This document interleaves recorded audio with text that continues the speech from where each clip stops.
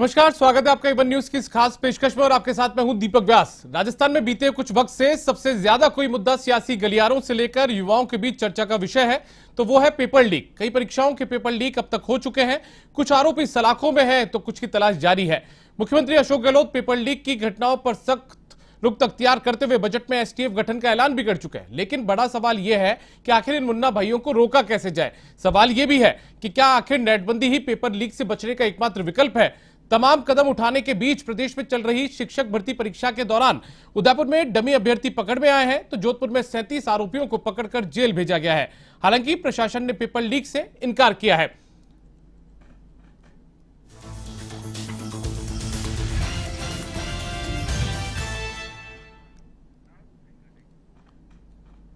और आज इसी मुद्दे पर हम खास चर्चा करेंगे और हमारे साथ में तीन खास मेहमान हमारे स्टूडियो में मौजूद हैं। हमारे साथ में भरत मेघवाल जी मौजूद हैं जो कि कांग्रेस के नेता हैं, श्याम झा जी बीजेपी के नेता हैं और साथ में हमारे साथ में मौजूद है योगेंद्र जोशी जी जो कि सेवानिवृत्त पुलिस अधिकारी हैं। और आप तीनों का बहुत बहुत स्वागत है सर हमारी इस खास पेशकश में। मैं योगेंद्र जोशी जी से पूरी चर्चा की शुरुआत करना चाहूंगा। योगेंद्र जोशी जी, आपका भी एक लंबा अनुभव पुलिसिंग कर रहा है। सरकार एक तरीके से एसटीएफ गठन का ऐलान करती है, बजट में मुख्यमंत्री घोषणा करते हैं, तमाम सख्त निर्देश दिए जाते हैं, लेकिन कहीं ना कहीं जो पेपर लीक है उसकी घटनाओं पर लगाम नहीं लग पाती। अभी प्रशासन इनकार कर रहा है कि पेपर लीक नहीं हुए, लेकिन फिर भी जोधपुर में 37 लोग पकड़ में आते हैं, उन आरोपियों को पकड़कर जेल भेज दिया जाता है, उदयपुर में डमी कैंडिडेट बैठ जाता है अभ्यर्थी की जगह। तो आपको क्या लगता है आखिर क्या वजह है जिसकी वजह से ये जो मुन्ना भाई है इन पर लगाम नहीं लग पा रही है? देखो दीपक जी की ये जब से अपने आयोग बने हैं, अधीनस्थ सेवा आयोग है आरपीएससी, उससे पहले ये परीक्षाएं जिलेवार हुआ करती थी, रेंजवार हुआ करती थी और विभागीय अध्यक्ष परीक्षा लिया करते थे। तो उस समय में ये हुआ साहब कि इसमें चीटिंग चलती है, लोग अपने अपने लोगों को भर्ती कर देते हैं। अब आप देखिए कि ये दो आयोग बना दिए बड़े बड़े, अधीनस्थ सेवा आयोग बना दिया, आरपीएससी बना दी। अब बात यह है कि इनके अंदर भी आप देखिए कि कोई ऐसी परीक्षा नहीं है जो लीक नहीं हो रही हो, सारी परीक्षाएं लीक हो रही है। अगर कोई परीक्षा लीक नहीं भी हो रही है और अगर उसके कैंडिडेट तैयार हो गए, पास होके आ गए, तो उनकी डिग्रियों में फर्क है कि फर्जी डिग्रियां, फर्जी मार्कशीट, आप देखिए डमी कैंडिडेट आ रहे हैं। तो इसके पीछे है क्या?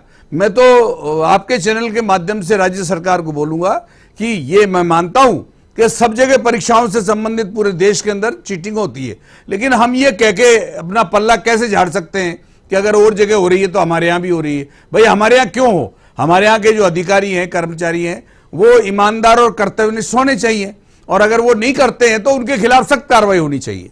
मेरा कहना यह है कि जो लोग पकड़े जा रहे हैं, अब आप देखिए अभी सारण पकड़ा गया। अब जिस तरीके से सारण को पकड़ने की पूरे अखबार में ब्यौरा आया, कैसे साहब घी के पीपे ले जा रहे हैं, कैसे पकड़ में आए, कैसे क्या हुआ है। मेरा आपके चैनल माध्यम से निवेदन है कि अगर जिस तरह से वो पकड़े गए हैं, अब वो पकड़े जाने पर उसकी कॉल डिटेल इकट्ठी करी जाए।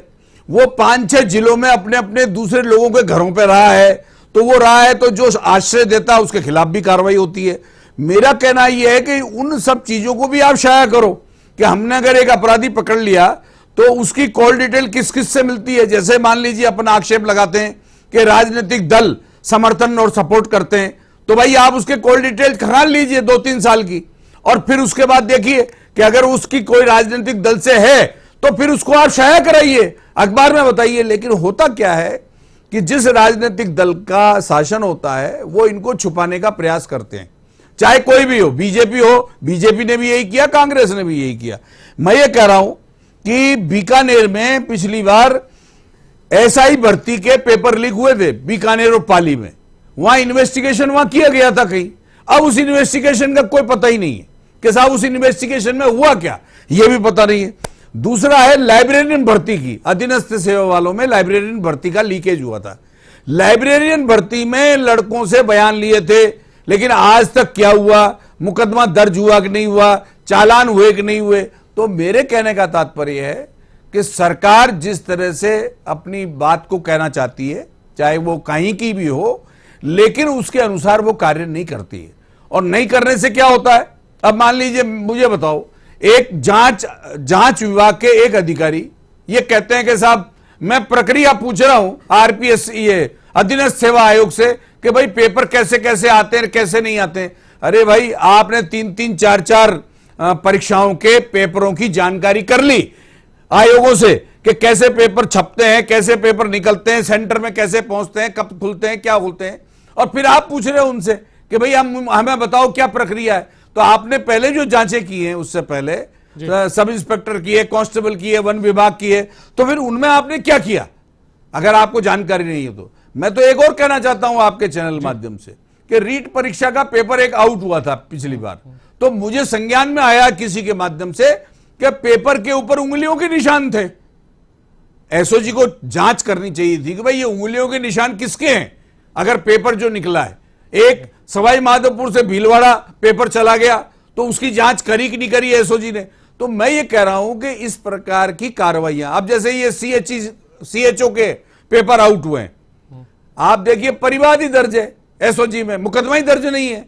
तो क्या करते हैं प्रारंभिक तौर पर, और स्टूडेंट हैं, स्टूडेंट को ये बुला लेंगे, उनसे स्टूडेंट से बयान ले लेंगे, और अगर आवश्यकता पड़ेगी तो जैसा कानून बना हुआ है स्टूडेंट आने वाले समय में परीक्षा नहीं देगा, वो आजीवन बैन हो गया। अरे भाई जो बेईमान हैं, जिनके खिलाफ कार्रवाई करनी चाहिए उनको करो ना आप बैन, उनको तो बैन कर नहीं पाते हैं। भरत मेघवाल जी, कैसे रुकेंगे ये मुन्ना भाई, कैसे इन पर रोक लगाई जाएगी? क्योंकि अब योगेंद्र जोशी जी को सुन रहे थे, आप कह रहे थे कि जो बातें जो की जाती है, चाहे सरकारें किसी की भी दल की रही हो, कोई भी पार्टी की रही हो, बातें जो होती है उस पर काम नहीं होता है कुल मिलाकर। देखिए दीपक जी, निश्चित तौर पर जो पेपर लीक की समस्या है पूरी देशव्यापी समस्या है, और माननीय मुख्यमंत्री जी ने कई बार इस बारे में बात की है। विधानसभा में भी जब अभी मुद्दा उठा था तो माननीय मुख्यमंत्री जी ने कहा था कि जो पेपर लीक की समस्या है उस समस्या का समाधान होना चाहिए, और मिल बैठकर पक्ष और विपक्ष को इसके समाधान के लिए प्रयास करने चाहिए। और राजस्थान ही एक ऐसा राज्य है जहां पर नकल विरोधी कानून को लाया गया, और उसके बाद आपने देखा होगा कि जितने भी पेपर लीक हुए उसमें जितने भी ये अपराधी थे उनकी बिल्डिंगों को तोड़ा गया, साथ ही साथ उनकी जो संपत्तियां, उन संपत्तियों पर भी शिकंजा कसा गया। और अभी अभी हमने देखा भूपेंद्र सारंग को भी इनको गिरफ्तार किया गया है, 9 दिन के रिमांड पर लिया है, और साथ ही किस तरीके से कौन कौन लोग इसमें सम्मिलित थे, उन्होंने किस तरीके से इस क्रिया को अंजाम दिया, उस पर भी कार्रवाई कर रही है। ये तो बात की बात हो गई ना भरत जी।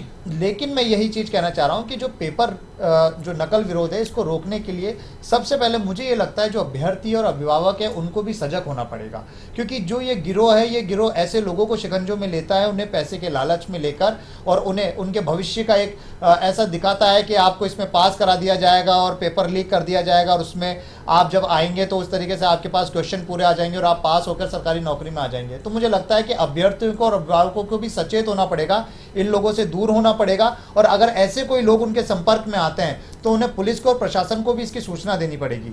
देखिए आज प्रशासन, आप बात करें, आपका कहना है कि नैतिक मूल्य जो है ना वो खुद के अंदर पैदा करने पड़ेंगे, आपका मतलब तो ये हो गया। देखिए केवल और केवल सरकार की अगर जिम्मेदारी हम समझे तो सिर्फ और सिर्फ सरकार इस चीज को नहीं रोक सकती, उसके लिए जनता का भी सहयोग जरूरी होगा, क्योंकि हर एक व्यक्ति के पीछे प्रशासन को या पुलिस को नहीं लगाया जा सकता है। अभी आपने देखा जो अभी रीट के एग्जाम चल रहे हैं इसमें किस तरीके से मुस्तैदी के साथ कार्य किया जा रहा है, डमी अभ्यर्थी थे, उन डमी अभ्यर्थियों को पकड़ा गया। साथ ही साथ अभी जोधपुर में जो 37 लोग पकड़े गए जिन्होंने डमी पेपर को लेकर किस तरीके से वायरल करने का प्रयास किया, उन्होंने के पेपर लीक की घटना को अंजाम देने का उन्होंने प्रयास किया, और एक झूठी अफवाह फैलाई कि पेपर लीक हो रहा है, उसको पुलिस प्रशासन ने मुस्तैदी से पकड़ा। 2 दिन पूर्व उन्हें पता चल गया था। मैरिज गार्डन में जो पुलिस प्रशासन थे वो एक तरीके से बाराती बनकर वहां पे ठहरे, गेस्ट बनकर वहां पर ठहरे। तो पुलिस और सरकार पूरी तरह से मुस्तैद है इसको रोकने के लिए, लेकिन मैं फिर भी ये अपील करूंगा कि जब तक अभ्यर्थी स्वयं और अभिभावक भी इसमें सरकार का सहयोग नहीं करेंगे तब तक मुझे नहीं लगता कि इस तरह की घटना को पूर्ण तरह से रोका जा सकता है, क्योंकि सरकार ने हमेशा यह प्रयास किया है, कांग्रेस की सरकार ने,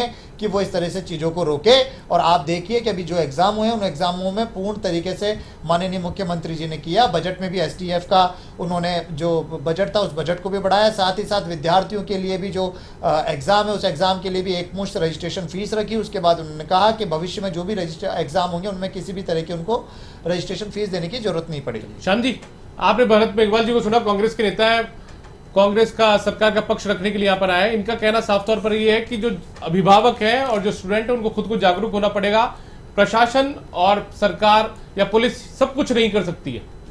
देखिए दीपक जी, अगर हम जनता के ऊपर सब कुछ छोड़ देंगे तो सरकार की जिम्मेदारी क्या है? क्या सरकार की कोई जिम्मेदारी नहीं है? और सरकार या फिर प्रशासनिक अधिकारी के मिली भगत के बगैर इस तरह की घटनाएं नहीं हो सकती। पेपर लीक का मामला हो ही नहीं सकता। और सरकार अगर फिर जनता के ऊपर अगर थोपेंगे आप लोग कि आप लोग मुस्तैद रहिए और हम तो ऐसा चोरी कराएंगे, तो वो चलने वाला नहीं है।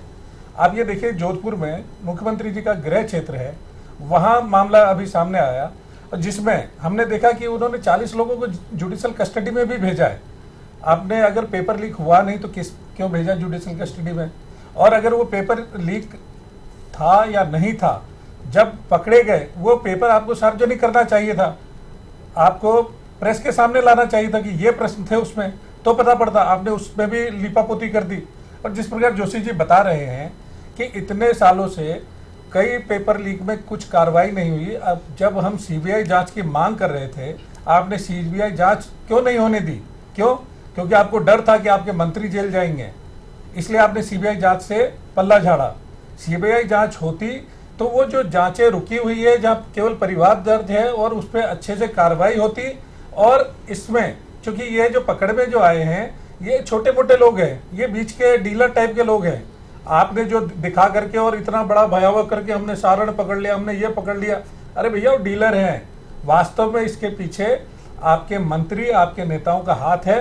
आप उसको सार्वजनिक नहीं करना चाहते, इसीलिए आपने सीबीआई जांच से पीछे हटे और दे करके आप नेटबंदी पर आ जाते हैं। भारत में कश्मीर ऐसा राज्य था जहां नेटबंदी होती थी, लेकिन पिछले 4 साल में 120 बार नेटबंदी राजस्थान में हुई है।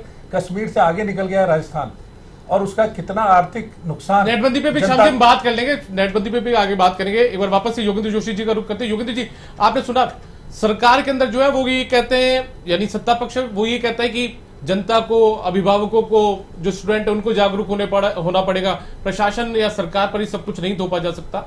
दूसरी तरफ जो विपक्ष है उसका कहना है कि सीबीआई जांच से क्यों डरते हैं। आपको क्या लगता है कहीं ना कहीं ये मुद्दा जो है वो कहीं ना कहीं राजनीति का एक अखाड़ा बनकर रह जाता है? देखिए दीपक जी, की अगर अपराध होते हैं, महिलाओं पर अपराध होते हैं, बच्चों पर अपराध होते हैं, आपके घरों में चोरियां हो रही हैं, तो जो सरकार के नुमाइंदे हैं वो ये कहते हैं भाई आप घर के ताला लगा के जाओ। अब एक कोटा के अंदर विज्ञान नगर थाने के इलाके में एक पुलिया है, उस पर लिखा हुआ है यहाँ गाड़ी नहीं खड़ी करें, यहाँ से गाड़ियाँ चोरी जाती हैं। आप समझ रहे हैं जी। ये अखबार में है ये कि विज्ञान नगर थाने कोटा के अंदर कि यहाँ गाड़ियाँ खड़ी नहीं करें, यहाँ से चोरी जाती हैं। उनको पता है पुलिस वालों को कि यहाँ से गाड़ियाँ चोरी जा रही हैं, और फिर आपको आगाह कर दिया। तो आपको आगाह कर दिया तो फिर सारा का काम ही पब्लिक ही कर लेगी। फिर सरकार, इतने बड़े बड़े लोगों की तनख्वाहें, इतने बड़े बड़े लवाजमे, आप देखो कि कितने अरब रुपया खर्च होता है इन एमएलए, एमपी और इन लोगों के ऊपर। और ये सरकार जब चला नहीं सकते हैं और ये कह के पल्ला झाड़ लेते हैं कि समाज में सुधार चाहिए, तो सुधार कौन करेगा भाई? सुधार करने के लिए अलग संस्था आएगी। सुधार करेंगे तो यही करेंगे, इनके पंच करेंगे, सरपंच करेंगे, ब्लॉक अध्यक्ष करेंगे, एमएलए करेंगे। वो तो ये काम करते नहीं है, उनको तो सिर्फ वोट की राजनीति चाहिए, वोट दे दो हमारे को और सारा काम हो जाएगा। मैं ये कह रहा हूं कि अगर परिजन और समाज ही ये काम करता होता तो आईपीसी की किताब लिखने की जरूरत नहीं होती। अगर देश को नहीं चलाना था तो संविधान की जरूरत नहीं होती। यह कहना बिल्कुल गलत है कि अपराध को रोकने के लिए समाज को आगे आना चाहिए। मैं ये कह रहा हूं अगर आपको समाज को शिक्षित करना है, समाज में अनुशासन रखना है, तो नेताओं आप अनुशासित हो और अनुशासित होकर के सरकार चलाओ, अपने नुमाइंदों को कंट्रोल करो और फिर शासन करो, तो अपराधियों को सजा दिलवाओ। अब ये काम तो ये कर नहीं पाते हैं। अब आप मुझे बताइए, 2 दिन से नेटबंदी चल रही है, आप देखिए लोगों के क्लासें चलती है ज्वाइंट, उन क्लासें नहीं चल पा रही हैं, लोगों के आने जाने का। कल एक बच्ची रो रही थी, नेटबंदी हो गई, उसने कैब बुक कराई, कैब बुक तो हो गई लेकिन कैब टाइम पर नहीं पहुंची, वो परीक्षा देने नहीं पहुंच पाई। इन राजनीतिज्ञों को और प्रशासनिक अधिकारियों को यह नहीं लगता है, इन लोगों के पास सरकारी गाड़ियां रहती हैं, ये अपने परिवार वालों को पहुंचा देते हैं, लेकिन एक आदमी बस से सफर करता है, एक आदमी वहां पहुंच नहीं पाता और उसके नेटबंदी कर दी जाती है। वो आजकल क्या है, पैसे से नहीं साहब, उससे गूगल से करिए, आप पे फोन से करिए, पेटीएम से करिए, तो करेगा कैसे? आपने सीधा सा नेटबंदी कर दी, सुबह से शाम तक नेटबंदी चल रही है, काम सब डब पड़े हुए हैं। मेरे कहने का तात्पर्य यह है कि इस तरह की क्रियाओं को करने की बजाय आप ईमानदार लोगों को पदों पे लगाइए, ईमानदार स्कूल के संचालकों को ढूंढिए। ऐसा नहीं है कि नहीं पता चलता है, अब तक इतनी परीक्षाएं आउट हो गई, हर साल हो रही है। पहले बीजेपी शासन में भी 4-5 बार हो गई, ये जब से सरकार आई है यहां भी हर साल हर परीक्षा आउट हो रही है। मैं ये कह रहा हूं आप कोई तरीका क्यों नहीं इजाद कर ले। अगर मान लीजिए आपको तरीका नहीं आता है तो उसकी राय आप ले सकते हैं। अगर आप ये भी नहीं कर पा रहे हैं तो भाई मुझे ये बताइए कि अगर परीक्षार्थी को फिर घर से निकलने क्यों देते हैं? आप प्रोसीजर चेंज कर दो ना, विद बुक्स क्यों नहीं कर देते? जिस तरह से बार काउंसिल ऑफ इंडिया की परीक्षा होती है उसमें आप किताब लेके चले जाइए, तो फिर झंझट ही नहीं रहेगा टीपने टापने का। अब आप मुझे बताओ कि इस तरह की क्रियाएं जब हो रही हैं और अब अभ्यर्थी डुप्लीकेट अभ्यर्थी दे रहे हैं, ये होता क्यों है? ये इसलिए होता है दीपक जी कि अभी सब इंस्पेक्टर के इंटरव्यू चल रहे हैं। जो मेरे को जानकारी में है कि उन इंटरव्यूज में जो सिपाही के अंदर 3-3 बार फेल हो गए, रिटर्न में 3-3 बार सिपाही में फेल हो गए, वो थानदारी में पास हो गया। अब उसमें क्या आपको बताऊं, इंटरव्यू में 18 नंबर आते हैं 50 में से और वो देते हैं कि साहब हम मिनिमम 18 देंगे। तो अगर कोई टीप के पास हो गया सब इंस्पेक्टर में और ज्यादा नंबर आ गए तो 18 जुड़ते हो तो थानेदार बन गया। तो जो तरीके हैं काम करने के, उन तरीकों में बदलाव लाइए, पुराने तरीके चेंज लाइए। तरीके कौन से चेंज करने हैं आपको नहीं आता तो हमसे पूछिए, हम बताएंगे।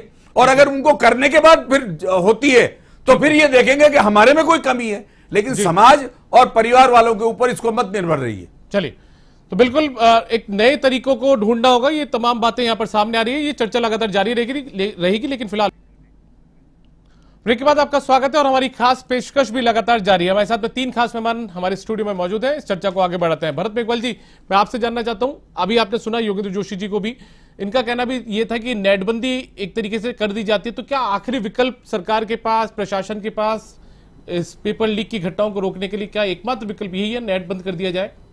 दीपक जी देखिए, अभी पिछले कई महीनों से जब हम देख रहे हैं तो कुछ गिरोह और कुछ लोग ऐसे भी होते हैं जो फर्जी पेपर को बना के, फर्जी क्वेश्चन को बना के उसको स्प्रेड करते हैं। और जिस तरीके से आजकल सोशल मीडिया का ट्रेंड बना हुआ है, लोग जिस तरीके से व्हाट्सअप, इंस्टाग्राम, फेसबुक को यूज़ करते हैं, वहाँ पर किसी भी तरह की कोई सूचना को, चाहे वो झूठी हो, उसको किस तरीके से स्प्रेड मिनटों में कई लोगों के पास पहुँचा दी जाती है। उससे ये नुकसान होता है कि वो होता है कि पेपर लीक होने जैसी घटनाएँ बताई जाती है।